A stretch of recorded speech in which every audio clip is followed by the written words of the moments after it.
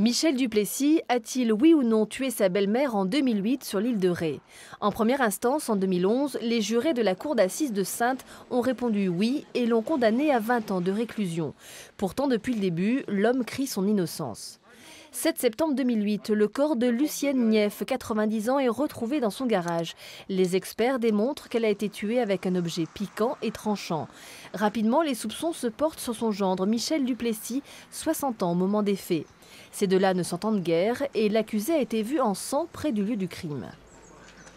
Dans ce dossier, il y a quelque chose d'incontournable, c'est qu'il était sur les lieux du meurtre le jour et à l'heure du meurtre, et qu'en sortant, à proximité de la victime, il portait des traces de sang, et que comme par hasard, ces traces de sang, sur le pantalon, on trouve l'ADN de la victime.